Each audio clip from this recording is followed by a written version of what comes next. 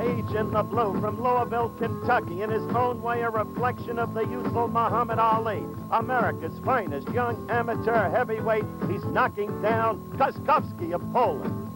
But he'll have to knock down this man today to win as the Americans go against the Soviet Union heavyweights in another in their long-term series. Igor Vysotsky, a quick-handed, hard-punching fighter on ABC's Wide World of Sports.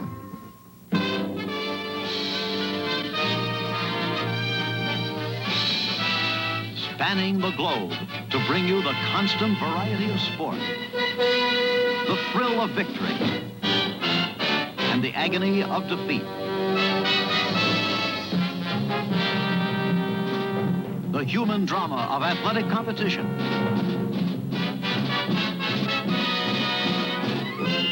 This is ABC's Wide World of Sports. Brought to you by Lincoln Mercury. See the new 1978 Mercury Zephyr, 2- and 4-door sedans and 4-door wagons. See them now at your Lincoln Mercury dealers. By Allstate, we insure your home, your car, your health, your business, and your life. You're in good hands with Allstate. And by Schlitz. If you don't have Schlitz, you don't have gusto.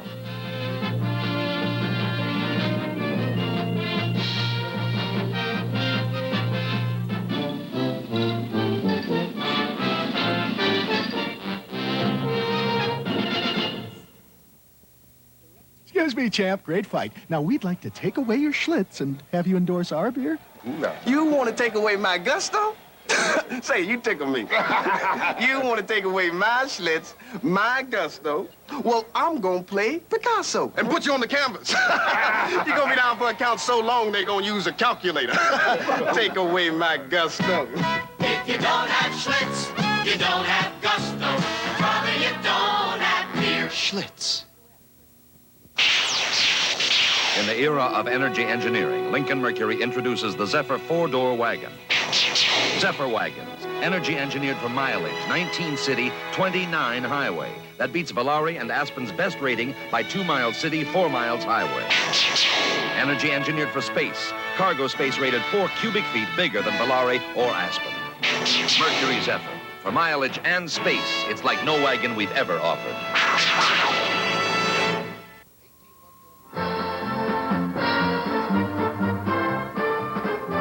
This is Las Vegas, Nevada, the famed Strip as you see it by day, vastly different from the bright lights at night.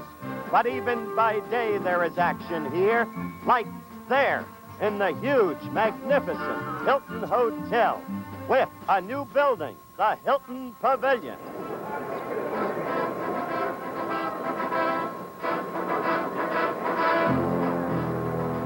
And that's where we are right now, in the Hilton Pavilion.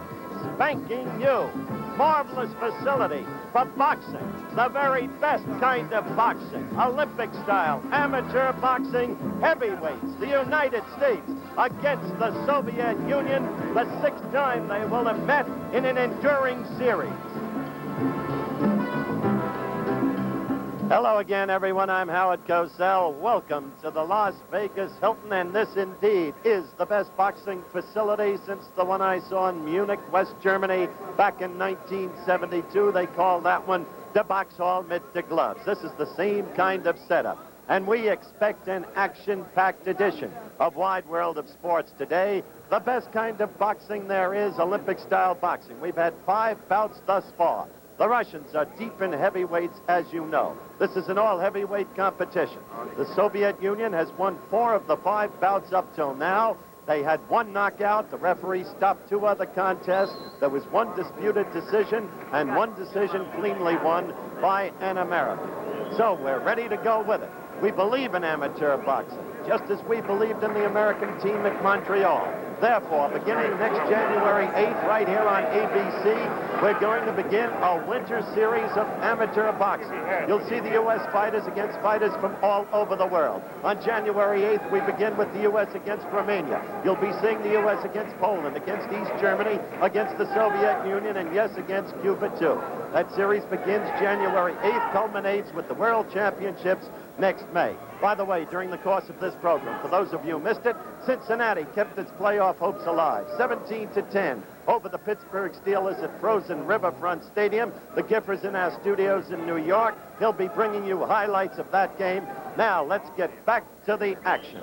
The first fight that you'll be seeing right there, Woody Clark, veteran fighter from Miami, representing the United States of America. Good boxer, good puncher. The opponent, tough, Peter Zaev, 200 pounds from Siberia. Woody Clark is at 210. We are ready to go. At 210 pounds, introducing Woody Clark. You're listening to Giamola, the first announcer, as he introduces the respective opponents. The third man in the ring is a gentleman named Vladimir Dadayev. He is referee, no voice in the scoring, 20-point plus system with the action underway. The three judges at ringside doing the scoring. Two of them American, one Soviet. That's for this fight. Officials change with each fight. Zaev is tough, aggressive. Keeps coming at you. Like most of the Soviet heavyweights, he's a straight-up, straight-ahead fighter. You don't see much foot movement from them normally. Lateral movement can confuse them.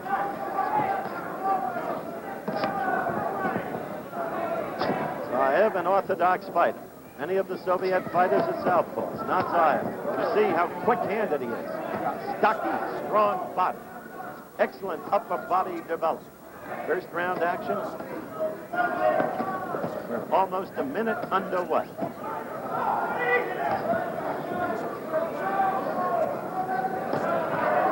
Many of you saw just about a year ago right here in Las Vegas, Nevada, Woody Clark register a decision over a very tough Soviet heavyweight whom you'll be seeing later this afternoon, Victor Podjatsin.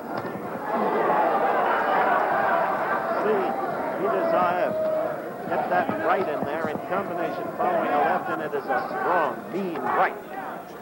Here's the left lead. Keeps that right top.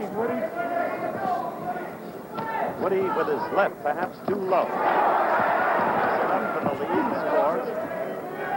Minute 40 into round one.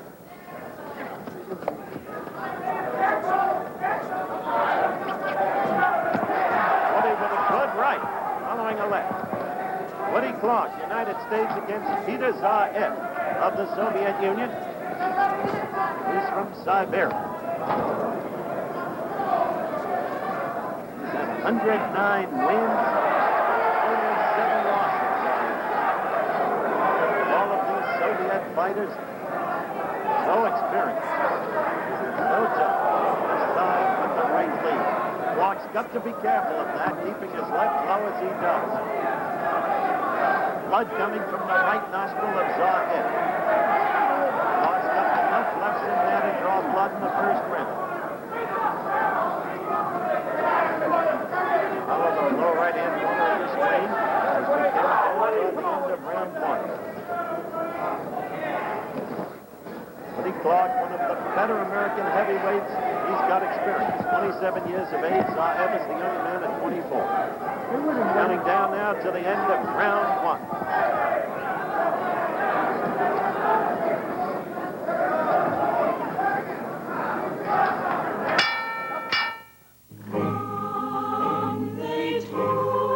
Just listen to that. That's just one of the great original hits in this exclusive new Firestone Christmas album. This is a really big collection of all-time favorite Christmas classics with many of the artists who made them famous.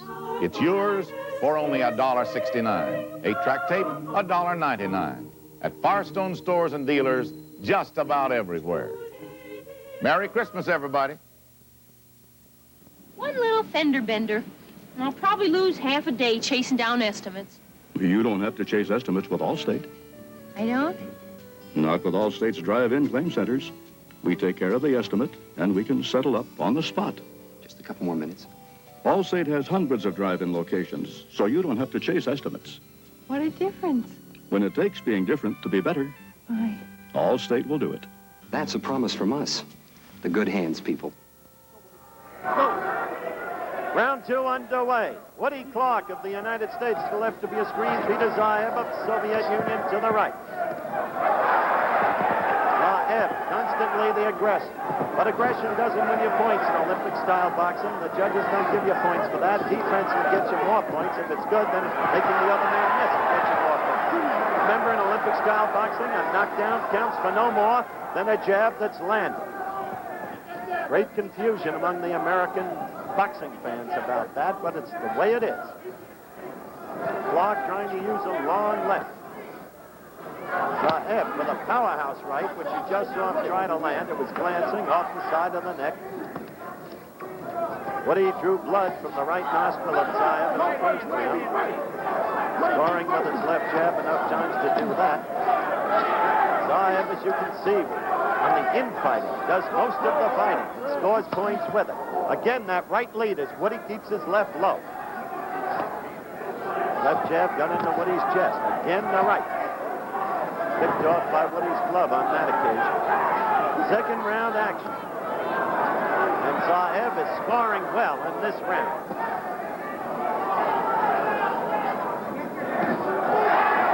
bouts thus far. The Soviets have won 4 of them. They're ahead 4-1 in the competition. One American victor was from American Samoa, Al Coffin. He defeated a gentleman named Alexei from the Soviet Union.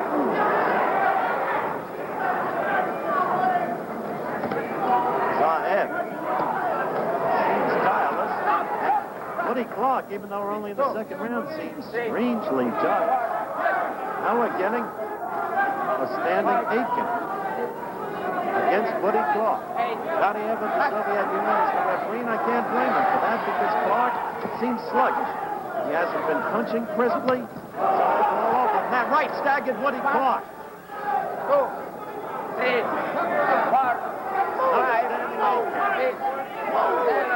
Woody walked away. Almost seemed like he didn't want any more action. He's trying to cover now. Zaev is giving it to him. Again and again and again. Zaev backs off to measure. Woody Clark is putting up no kind of struggle now.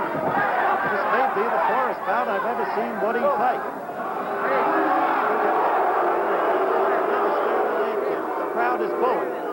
But the official is doing the right thing for the protection of the fighter.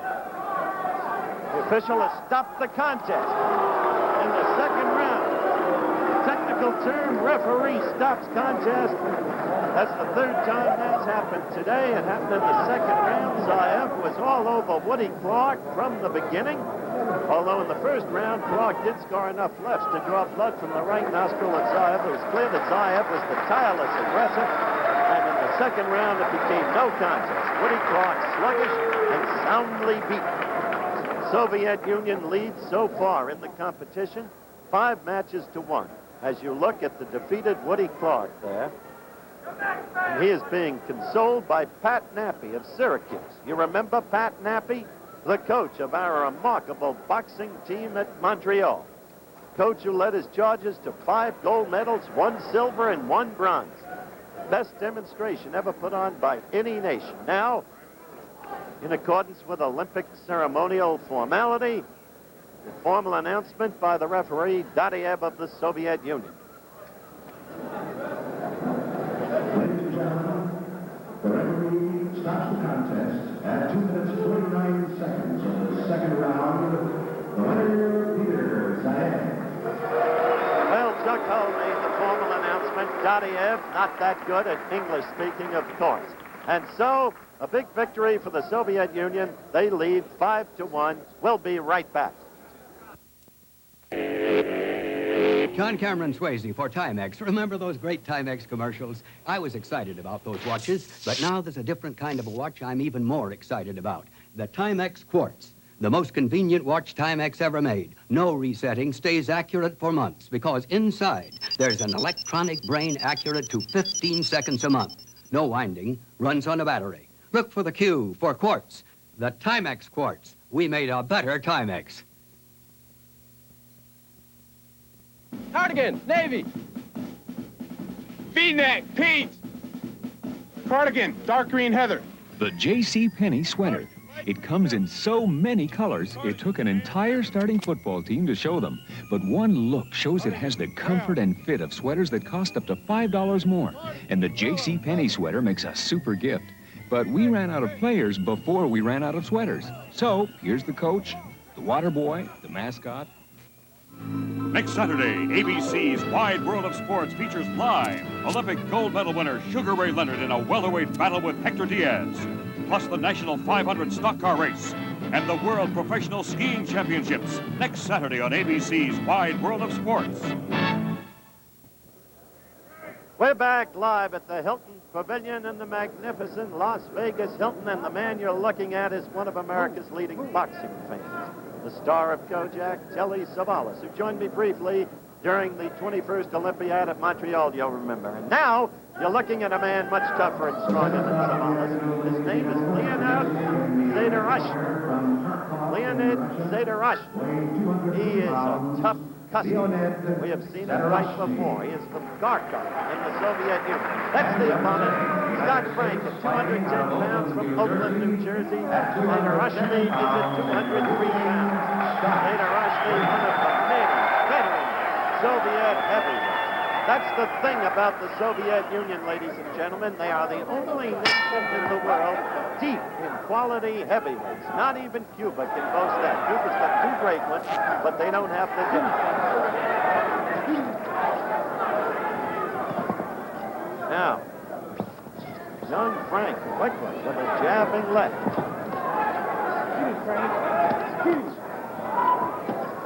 In the corner for the United States, Pat Nappy, 1976 Olympic boxing coach, and Bobby Lewis, the 1972 Olympic boxing coach. We've got a good-sized ring, just under 20 feet, and quickly down went Scott Frank from a left. He came out aggressively, but you can't leave yourself open to the Soviet fighters at any time. So we had the 8 count. Remember, that doesn't clinch a fight in Olympic-style scoring. Knockdown is worth no more than a jab. Zetaroshni has that quick, punishing left, and occasionally he'll surprise you with the right lead. The youngster doesn't seem in perfect candor to be nearly ready for a fighter of Zetaroshni's experience. Scott Frank of the United States,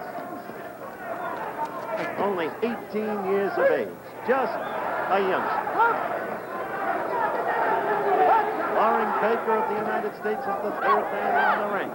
For this one, Jerry Dusenberry of Portland, Oregon, one of the judges. The other two judges from the Soviet Union, Daniev and Granat. 20-point must-scoring system, must hit with the white portion of the glove. In other words, donate the glove. Those are the basics of Olympic-style boxing. First round action. We've had one knockdown. Zetaroshni scoring with a quick, short, jolting left against young Scott Frank. He's fighting back now, and the crowd is rising to it. We've got a good crowd here in the Hilton Pavilion. As I said earlier, this is a magnificent boxing facility. Oh, Scott Frank, long left and then a right that follows. Scoring, and he's got Zetaroshni a little confused now. Just a little confused. Zetaroshni didn't expect the kid to fight back this way. And now, Loring Baker brings Zetaroshni over to his corner to have the face and right eye tended to. The right eye is buffing. There is blood there. So young Scott Frank, in a rousing first round, is waging a comeback. This kind of action is taken as the clock is stopped, always in Olympic-style boxing, for the protection of the fighters. Every effort taken to protect these young fighters. Two doctors at ringside. And now the crowd is on its feet. They are raving about young Scott Frank, who's got the guts of a tiger. Look at that left go to work of Zetaroshni, and that right scored right to the right eye, the damaged eye. Once again, Loring Baker. There's no standing 8 count. They are checking the eye. Apparently, Loring Baker has stopped the contest in the very first round. The 18-year-old came off the floor to beat the good, strong, experienced Zetaroshni. And so a victory for Scott Frank from Oakland, New Jersey. He's over, waving to us now. Good work, Scott. Congratulations to you. That's the excitement you get in amateur boxing, ladies and gentlemen. That makes the score 5-2. It happened at 2 minutes, 59 seconds of the very first round. The referee stopping the contest.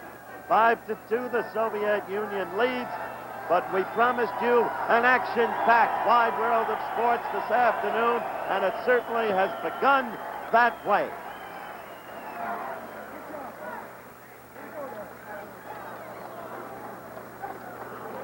That's Pat Nappy, whom you just got a glimpse of, congratulating young Scott Frank. See that ugly cut? No, you can't now. As you look, now look, you see that ugly cut? That's why Loring Baker, quite properly, stopped the contest. Only 18 years old. The biggest victory of that young man's life. But a long way to go as the Soviet Union leads 5-2. We'll be back in a moment. It's your face, that chick. Love it. It's your face, that chick. Love it. It's your face, that chick. Love it. Schick loves your face with Super 2, the only twin-blade cartridge with a Teflon coating that makes closeness really comfortable. It fits track 2 handles, and it really loves your face. It's your face, that chick. Love it. Schick Super 2, regular or adjustable.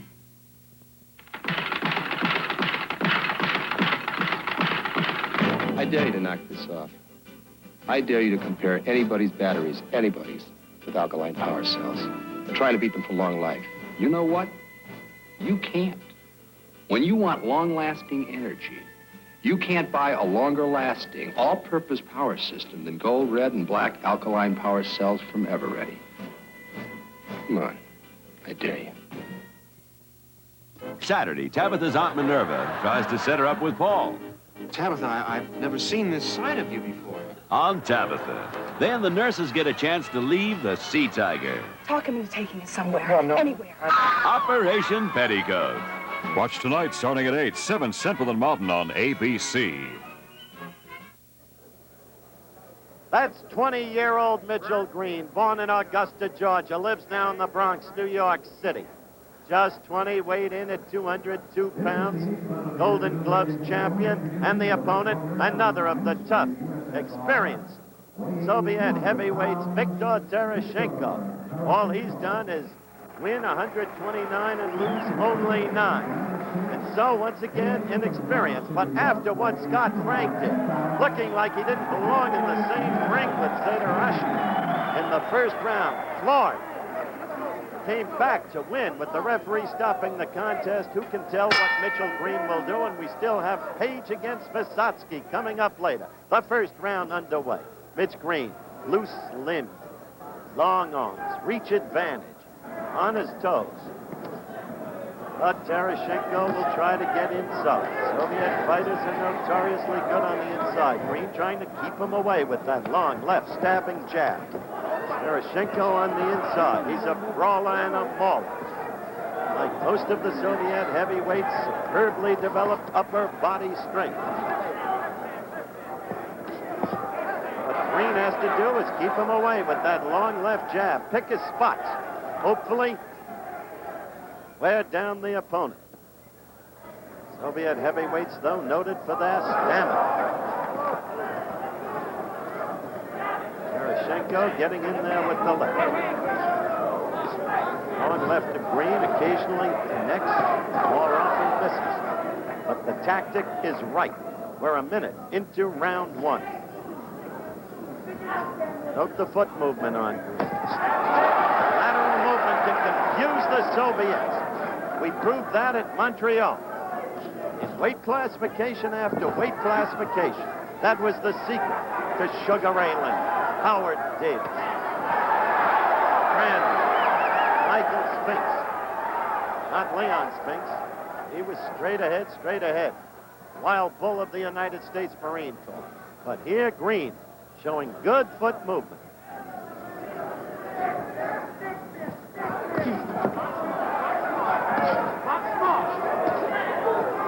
Tarashenko always after him. Getting the glove behind Green's neck, falling and falling, trying to wear down. Loose-ended American fighter and scoring well there, and even mildly staggering Green, who is a little bit hurt and holding on. He's got to keep Tarashenko off him, and he has not been able to do it. Once he starts slugging with Tarashenko, he's fighting the other fighter's fight, and he can't win that one. Notkin is the third man in the ring. Soviet official. Dusenberry and Baker of the United States, two of the judges. And the third one is Gordy Howe of the Soviet Union. And Tarashenko is giving Green what for in this first round. Green is wearing down right now, as you see Tarashenko's superior body strength weakening, and the blows when they're in together on the infight. It's a tired Mitchell Green already as we approach the end of round one.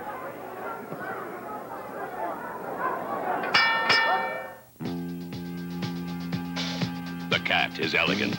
The cat is aloof. And now, the cat comes alive with excitement for 78. Mercury Cougar XR7, elegantly sculptured, deeply cushioned in glove-soft vinyls. XR7 excitement prowls in a full line of Cougars, including this sleek two-door hardtop, smartly priced about $5,100 with V8 automatic power brakes and steering.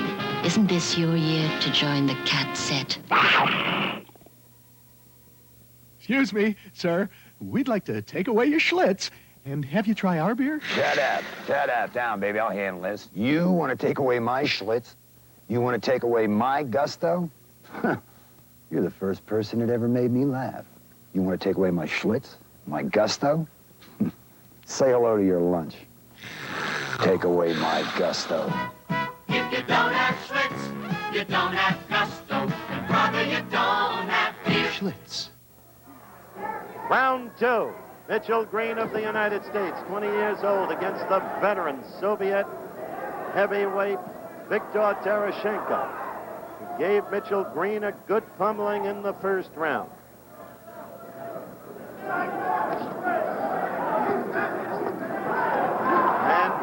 notice that the blow delivery is by Tarashenko.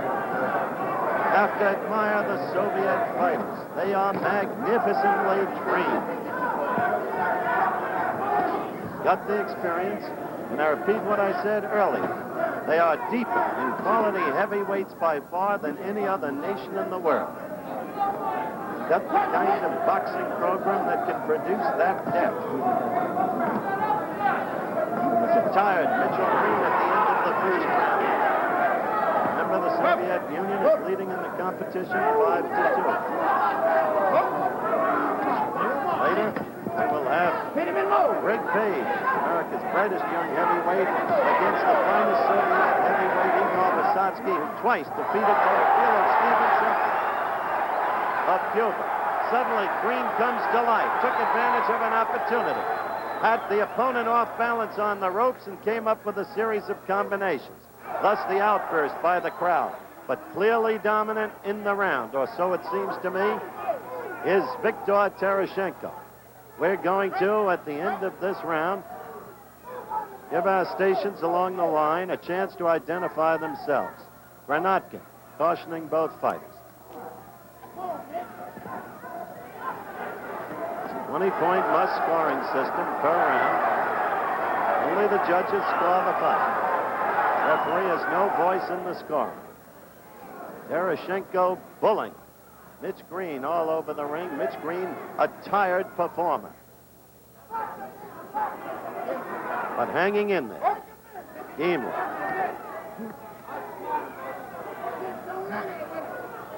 Notice on the infighting, it's Tarashenko who does the punching, and as they broke, scored with a left. Another left. He's tough. Keeps coming at you. Now there's Green with a little flurry, again, that causes the crowd to stir. Just a little flurry, though, as Tarashenko keeps fighting his kind of fight. In the beginning, Green tried to keep him away with those long stabbing lefts. But as Tarashenko wore Green down, Green's tactic changed. He's engaged in a cover-up. We'll be back with more of ABC's Wide World of Sports after this word from our local stations.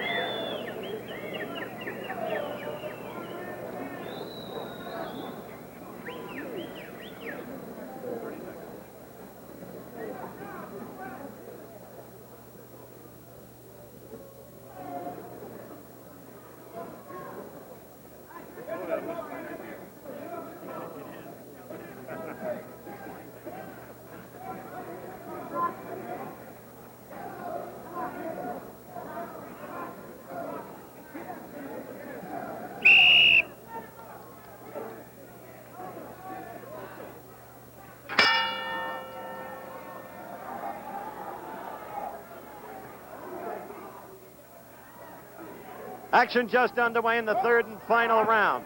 And as you saw, Mitchell Green went down, but it was a slip. It was not a knockdown. There'll be no 8 count here. The referee, Granatkin. It seems to this reporter that Tarashenko, the veteran Soviet fighter, has fought the kind of fight he wanted to fight. But Green now returns to the kind of foot movement he displayed in the first minute of the first round. Green with a right lead. Notice as he tries to measure Tarashenko with that left. Oh, he got those in there. He had been just missing, just short. Now the left is scoring. Green is jumping up and down on his feet. That is not a knockdown either. That is a slip. There is no 8 count. Third round action. Mitchell Green of the United States against Viktor Tarashenko of the Soviet Union. Green is looking much more limber this round than he did last round. Trying to win the third and final round big.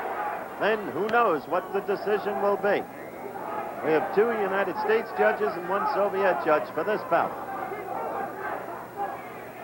Green is now fighting smart. He's using the left jab well. He's fighting his fight this round. That's the difference.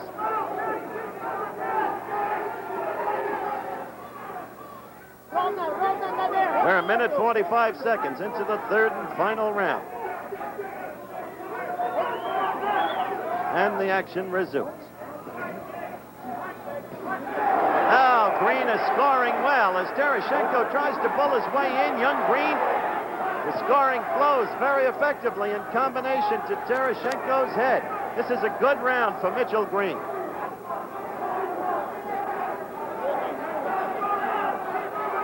Still, as you see, Tarashenko keeps pulling into him. Now swinging wildly and missing. Green quite apparently tired. Tarashenko at this point is tired too. Swinging very wild. The crowd moves as Granatkin cautions Green.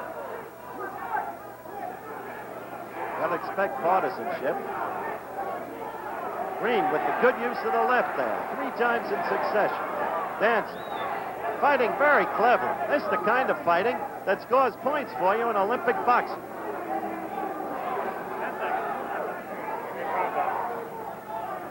Coming down to the end of the fight.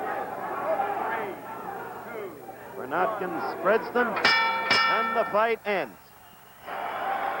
And the crowd stands to applaud the efforts of the young American fighter, just 20 years of age, from the Bronx, New York, but born in Augusta, Georgia.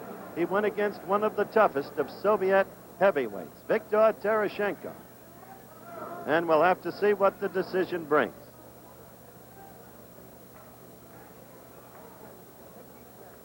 In the first 2 rounds, I thought, quite frankly, that Tarashenko dominated, though I must admit that the first round was close. I thought it was clearly the Soviet fighter's round in the second round, and I thought Green came on to win the third, so we'll have to see what the decision is. Waiting the announcement now, the referee, Granatkin, between the two fighters. Ladies and gentlemen, the winner. From the Bronx, New York, they gave it to Mitchell Green on the basis of that third and final round. They gave it to the 20-year-old youngster from the Bronx, and so the score narrows down. It is now the Soviet Union 5, the United States 3 in matches. Still to come, Vysotsky against Page. We'll be right back. Honey, is this homeowner's insurance high? I don't know. Think it's too much? How would I know? Compare with Allstate. Compare? Bring in your policy and compare rates. If you have a good deal, we'll tell you. But for many, chances are we've got a better deal. We've got a better deal. Allstate might save you some money, but you'll never know until you bring in your policy and compare. Oh, that's a good deal. When you want to save on homeowners insurance, Allstate wants to help. That's a promise from us. The good hands people.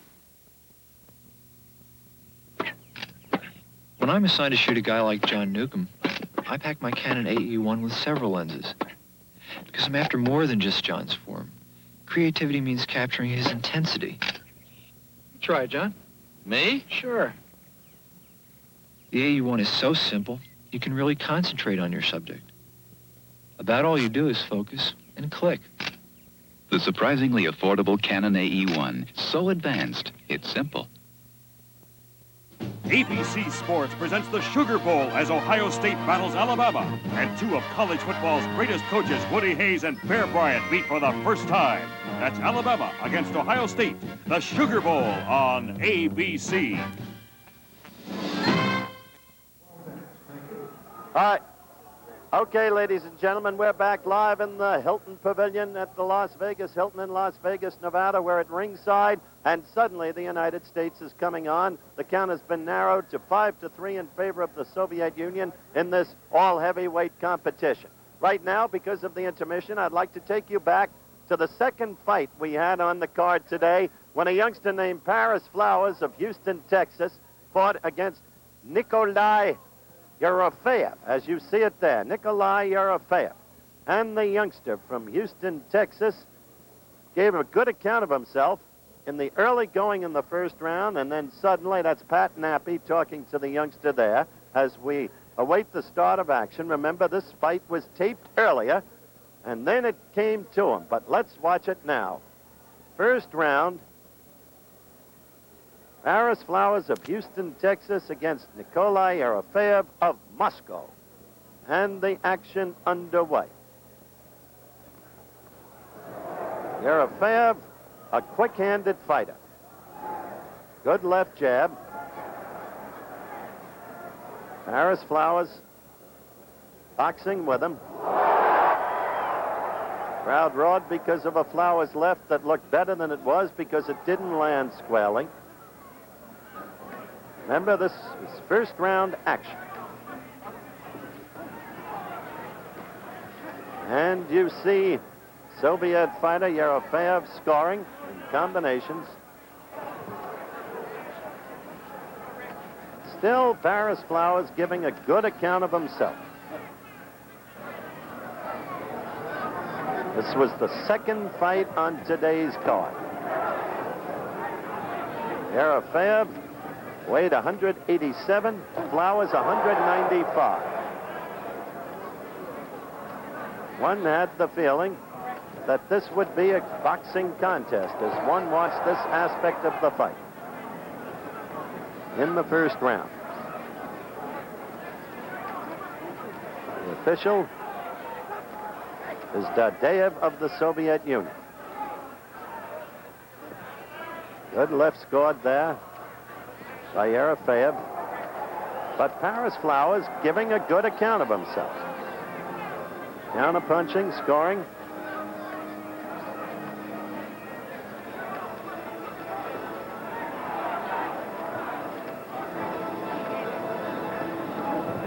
This was the second bout on today's card. And Yerofeyev scoring well now. This was how it was earlier. Once again, I need to point out the superb condition of the Soviet fighters. They are magnificently prepared. Broken there by Dadev. Alexei Kiselyev is the Soviet coach. Oh, you saw that right. That right that came from nowhere. That's the way it happened. That's the way it happened in the very first round at 2 minutes and 44 seconds. And Yerofeyev was the winner. As you look in slow motion, there was the right. Bang. Down went Flowers, down and out. And that was the one knockout that we've had today. As you've seen already, you saw a referee stop the contest once. That was in favor of young Scott Frank of the United States. Twice earlier, a referee stopped contests quite properly in favor of Soviet Union fighters. But there it was. Now I want to take you back in time to another of the fights that took place earlier and which we taped.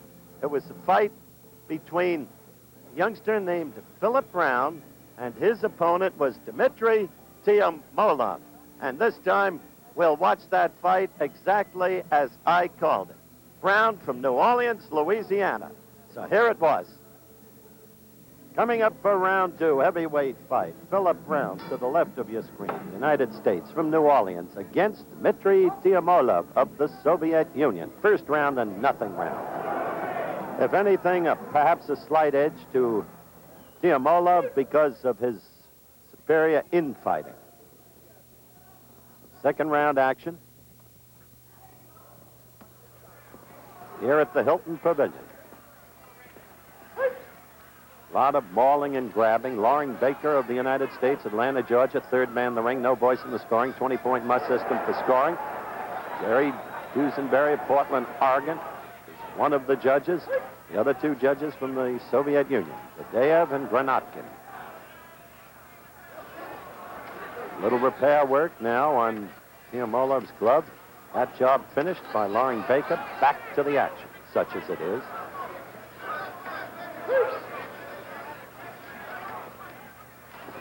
In the infighting, Brown does nothing. The right hand stays idle. He's being asked by his corner. Not asked, implored by his corner. Pat Nappy, our Olympic coach in 76. Bobby Lewis, our Olympic coach in 72. They're the men in the corner. Pat Nappy is coaching this team. And what a job he did in 76.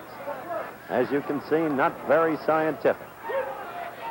A lot of mauling and brawling. Little else. Second round.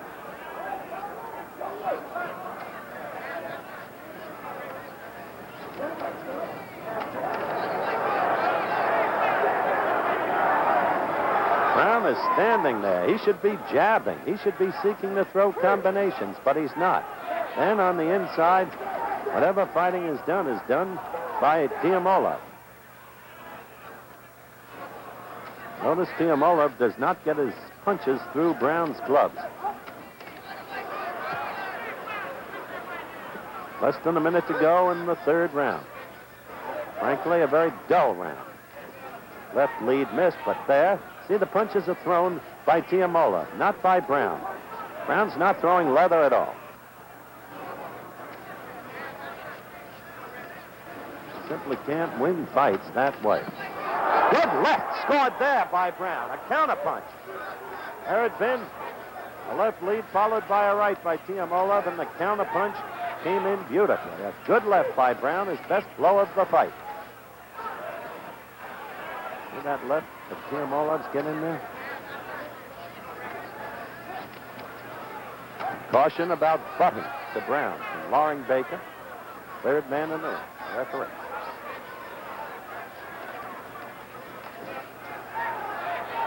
Good hits now by Brown. Now he's throwing leather. There, a good left, floored. A good left, floored Tiamola. Suddenly from nowhere. Late in the round. That flurry by Brown floored Giamola. And the round is over.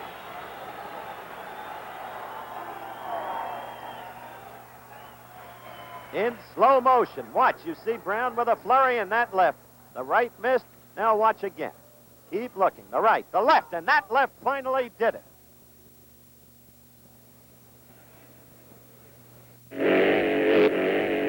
John Cameron Swayze for Timex. Remember those great Timex commercials? I was excited about those watches, but now there's a different kind of a watch I'm even more excited about. The Timex Quartz. The most convenient watch Timex ever made. No resetting, stays accurate for months because inside there's an electronic brain accurate to 15 seconds a month. No winding, runs on a battery. Look for the Q for Quartz. The Timex Quartz. We made a better Timex. We daren't buy these for our kids. But who cares? It's Lionel's fantastic power passers. Look, the cars change lanes with new push-button passing. Hit the button, car steers right. Hit it again, car steers left. And the new high-speed T means that they will never fly off the track, even at top speed. Okay, your turn. Kid owns the track. You gotta humor him a little, yeah? Lionel's power passers. Exciting new high-speed curves and lane-changing action. Coming up, third round action. In a fight that had a tremendous finish to the second round, Philip Brown of the United States from New Orleans, Louisiana. As the round ended, floored his opponent from the Soviet Union, Dmitry Giamola. Floored him with a succession of combinations, winding up with a crunching left. And now Brown, listening closely to his coaches, Pat Nappy and Bobby Lewis. Pat, the coach of our 76 Olympic team, and Lewis, the coach of our 72 Olympic team, telling Brown to keep that leather coming. You got a long left. Use it. Set up your right with your left. And if necessary, use the left jab and hook off that. But you got the power, do it. That's what they said to him between rounds, and they're exactly right. We have tremendous coaches for our young amateur fighters. Third round action, Loring Baker of Atlanta, Georgia, the referee. No voice in the scoring. 20-point must system for scoring. And the three judges, Dusenberry of the United States from Portland, Oregon, a caution right there to the American fighter for butting. Put the hand up to the forehead, that's what it connotes. And the two Soviet judges are Granatkin and Dadiev. Now Brown is trying to use that left lead. On the inside, Giamola gets the better of it. A right lead scored against Giamola. This fight was going nowhere until that outburst. Look at that right lead and the follow-up left by Brown. He's got the superior reach and he's using it. And we're getting a standing 8 count. Giamola was jarred. He doesn't like the idea of a standing 8 count, but the referee was right to register. Philip Brown rather, has come from nowhere. In the corner, I can hear Pat Nappy and Bobby Lewis talking away. Use that reach. Look at that left lead. That's what they've been asking Philip Brown to do. I tell you that Giamola is a little bit wobbly. Legs a little rubbery. Wearing those short sneakers, not the high shoes, and dress socks, not athletic socks. And Philip Brown is giving it to him now. Philip Brown is putting up a great fight. The United States went into this competition an overwhelming underdog. But I saw miracles. Again, the right lead scored against Giamola. He keeps the left low, and that right gets in there, scorching. I saw miracles worked in Montreal with our young boxing team by Pat Nappy, and I put nothing past the American fighters in any international competition. That's where the opponent scores. Giamola doing all the punching in the infighting. End of the fight. Well, the decision in that fight was given to the Soviet heavyweight, Dmitry Giamola. And the crowd here, a partisan American crowd, of course, didn't like it one bit. The two Soviet judges voted for Giamola. The American judge voted for Philip Brown. This much must be explained because many boxing fans don't understand the rules of Olympic boxing and Olympic scoring. A knockdown counts for no more than a jab under Olympic scoring. And in point of fact, Giamola had apparently won the first round, seemed to have won the second round, barring only that last second knockdown at the end of the second round by Brown. And then in the third round, Brown came on strongly. That at least was the rationale for the Soviet judges as they scored the fight for Dmitry Giamola. And we wanted to make that point very plain to you. Now, we still have coming up the best fight of the day, at least the most heralded one, Greg Page against Igor Vysotsky, and one other very good fight besides that. But the Giffer is back in our studios in New York, and he's got some matters to report to you upon with his usual precision and accuracy. Giffer? Thank you, Howard, and we'll be going back to Las Vegas. Howard, more boxing shortly, but we do have some happenings we know that you will be interested in, some today, and one going back to last Thursday. A living legend, Gordy Howe, playing professional hockey at the age of 49. He'll be a grandfather soon. He plays on the same line with his two sons, Mike and Marty, not in the National Hockey League, the World Hockey Association, now with the New England Whalers. Last Thursday night, they win against the Birmingham Bulls. Gordy Howe had 999 goals going into this game, and we'll pick up the action in the first period. But keep in mind, you're watching a future grandfather in play, and truly he is a legend in his own time. There he is, one of the all-time greats. He started professionally 31 years ago when they probably couldn't spell hockey in Birmingham. Here on assist from John McKenzie and Mike Antonovich, Gordy Howe gets his 1,000th career goal. There it is. A truly remarkable and gifted athlete. And we'll look at it again because it's not a milestone, it's a century stone. Here it is. The assist will come from John McKenzie and Mike Antonovich. Over his career, 786 goals in the National Hockey League, and he had these thoughts after the game. Dreams, and my dreams started when I was about 8 years of age, when we were doing fairly well in Pee Wee hockey. At that time, I started looking through magazines saying, if I can do this and if I can do that and achieve something, I'll get myself in a position where I'll get a stove, a proper stove and proper heating, a proper house for my mother and dad, and that came about. So probably my dreams, I'm a very lucky boy that a lot of my dreams have been answered. I'd have to say so. Gordy Howe also added it was no big deal. The toughest part of his career, getting his 545th goal when he broke the National Hockey League record, that of Maurice the Rocket Richard's 544 a lot of years ago. But he is really a remarkably gifted athlete. Pro football this afternoon, a funny thing happened to the Pittsburgh Steelers on their way to the playoffs. They went into Riverfront Stadium at Cincinnati, temperature hovering about 0. The Pittsburgh Steelers favored in this game. Cincinnati hurt, and Cincinnati came out firing. Cincinnati, of course, and the Pittsburgh Steelers went at it today, and Cincinnati won 17-10. Because of the complex way of breaking the tiebreakers in the playoff action, Cincinnati had to win today's game by 6 points.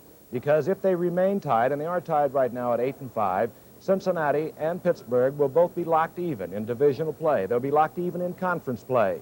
But Cincinnati, because of their win today by 7 points, offsetting a previous win October the 17th by Pittsburgh of 6 points, 20-14, and we did that game, Cincinnati would win that division by 1 point. If they both lose next week and they're 8-6, Cincinnati will win.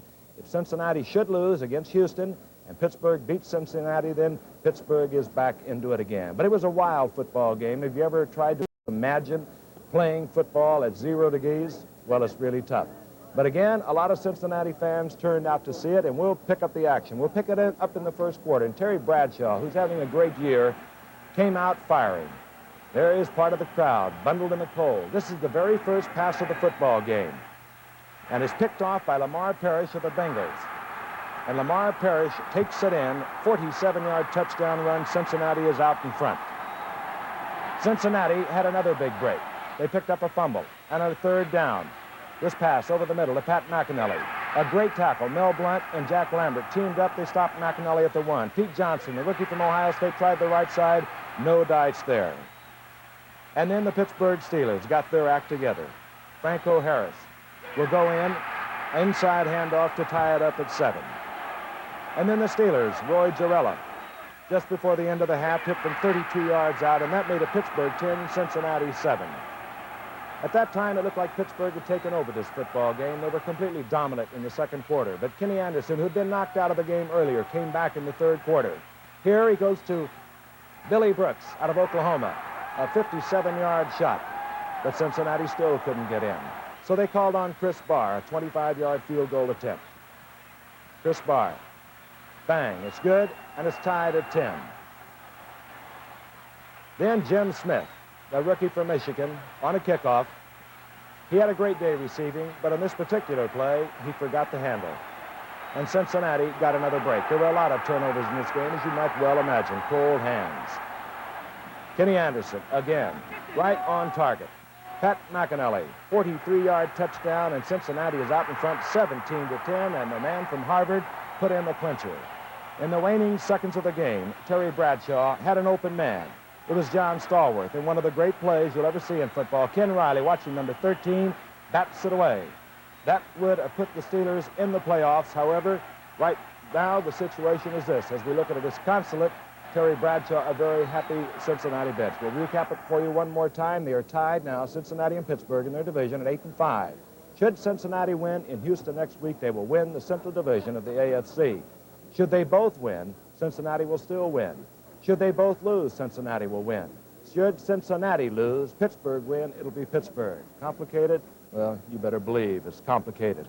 Howard Cosell, of course, in Las Vegas. Well, I'll be joining him on Monday night in San Francisco. You'll have a chance to see the Dallas Cowboys and their Tony Dorsett, who many have say is the finest running back in football today. We'll see when we go out there. Another note from here in New York. 17-year-old Steve Cawthon set another mark today on a very cold day here in New York at Aqueducts Racetrack. Steve won 2 races. He placed twice in 2 other races, and he has now moved over the $6 million mark. And I remember about a year ago, we were running around the studio here in New York saying, how do we pronounce that kid's name? Well, we know how to pronounce that kid's name now. Steve Cawthon, another record, going over $6 million. Of course, there's still more great football bowl action coming your way on ABC this season. Leading off on Monday, December the 19th, with the Liberty Bowl, featuring highly rated Nebraska against Atlantic Coast Conference champion North Carolina. Then on December the 30th, it's the Gator Bowl from Jacksonville, Florida, with Pittsburgh versus Clemson. We start the new year off right on January the 2nd, probably with a big head. We go with the powerful Buckeyes of Ohio State against the speedy Alabama Crimson Tide in the Sugar Bowl from New Orleans. So be sure to stay with ABC for all the great postseason bowl action. We have a lot of it. Okay, we'll be returning to Howard Cosell out in Las Vegas. More action, USA, USSR, boxers in just a moment. Right now, this message. Do you know the difference between the dynamite taste of Colt 45 and winning the league championship in double overtime? There isn't any. Do you know the difference between the dynamite taste of Colt 45 and making big points with the scorekeeper? There isn't any, because I got his number. Oh? I've got your number, Colt 45. I've got the dynamite taste, Colt 45. These are Pinto and Bobcat engines on their way to the hot test. No engine gets to be a Ford, Mercury, or Lincoln engine till it passes these 10 tough tests. 1, 2, 3, 4, 5, 6, 7, 8, 9, 10. Every engine has to pass these 10 final tests, or it don't get to go in a Ford Motor Company car. Bye. It's simple. Ford wants to be your car company. Saturday, an old friend is shot down by a cop. Jackson's dead. And Starsky and Hutch try to stop his son from going bad. Then on the Love Boat, it's a Merry Christmas with John Gavin, Shecky Green, Florence Henderson, and Donna Mills. Right after Starsky and Hutch. Watch tonight starting at 9, 8 Central and Mountain on ABC. We're back live at ringside at the Hilton Pavilion in Las Vegas, Nevada. All heavyweight boxing competition. The Soviet Union presently leading the United States 5 matches to 3, and there are 2 still to go. Now we'd like you to meet the 5 young men who fought in the earlier matches that we can show only parts of, or have shown some parts of. First, Alf Coffin, who won the decision over the Soviet heavyweight Alexeyev, and he, of course, is a Lance Corporal, United States Marine Corps, Camp Lejeune. He's an American Samoan. Paris Flowers, you saw him get knocked out by Nikolai Yerofeyev. Paris Flowers, who did the best he could. He's from Houston, Texas. Then Philip Brown, whom you just saw in that tough decision loss to Dmitry Giamola, and he has nothing to be ashamed of either. And next to him is Bill Hosea, who was a loser to Nikolai Sasanov. The referee stopped the contest in the 2nd round. Finally, Army Sergeant from Fort Bragg, North Carolina, Clinton Cochran, and the referee stopped his contest. He was the loser to Corin Zion. So there they are. We wanted to give them due notice because they had performed before we took the air. Now back to live within the ring itself, David Patshatsi. You saw him fight just about a year ago here in Las Vegas, Nevada. He's another of the veteran Soviet heavyweights. He's 25 years of age. He has had 153 wins, only 6 losses. And his opponent is Marty Capasso from Philadelphia, Pennsylvania. He is just 21 years of age from Cheney College. And so we are ready to go with this heavyweight match, and still to come, young Greg Page against Igor Vysotsky. The action begins. Marty Capasso in the blue top. Capasso is at 214 pounds, and indeed looks it. His opponent is 192 pounds. Well put together, young man, Vysotsky. It was Vysotsky who was decisioned by Woody Clark last year here in Las Vegas.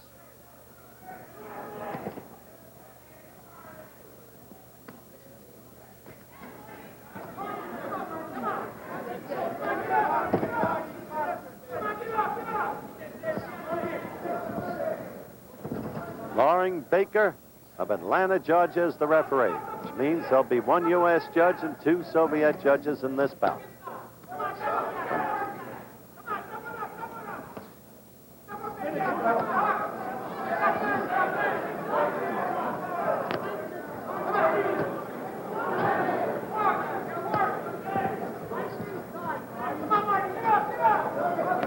Vysotsky making good use of his left lead. Getting through Capasso. Capasso trying to use his own left to score and to keep away the continually boring in, or usually continually boring in, opponent. Soviet heavyweights all fight pretty much the same. Straight up, straight ahead, moving on in, love the infighting where they excel. Capasso, 2 left jabs followed by a right.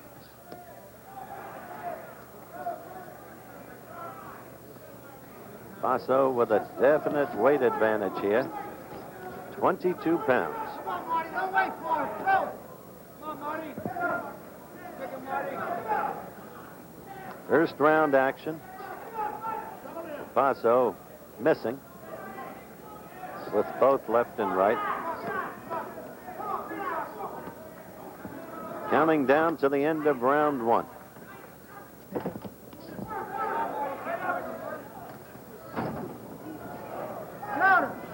Vysotsky scoring there. Coming to the end of the first round. Capasso against Vysotsky. Sweetheart, meet Jack. He'll be working this scene. Oh, we've already met. Your aftershave got here 5 minutes before you did. Action! I know I'm just a hired hand. Excuse me. Cut! Let me give you some advice. Men Skin Bracer, it's got a nice, clean smell. Not too perfumey. It doesn't arrive before you do. Skin bracer, huh? Thanks. I needed that. Skin bracer doesn't get there till you do. When you're looking for tires that put teeth in winter driving, drop in on the Snowbiters at Firestone. Look at them, 2 sets of deep, biting teeth that really gobble up snow. But they don't take a bite out of you. Right now, a polyester cord Snowbiter is just $20 plus federal excise tax. And you can charge them. For quiet running, long mileage, and plenty of traction, Firestone Town and Country Snowbiters. Round 2 just underway. Marty Capasso, Philadelphia, Pennsylvania, Cheney College. To the left of your screen, the opponent, Viktor Vysotsky of the Soviet Union. Soviet Union leading in the all-heavyweight competition here today, live from the Hilton Pavilion, Las Vegas Hilton Hotel, Las Vegas, Nevada, by 5 matches to 3. It's been a lot of good action today. Kind you usually get in amateur bouts. Marty Capasso with a 22-pound weight advantage over the Soviet opponent. Capasso's only 21 years of age. Podchatsi, with a lot of experience, is 25.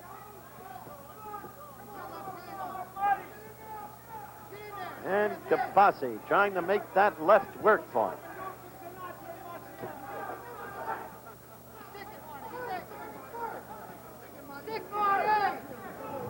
That was a miss, as you saw. That was anything but a knock.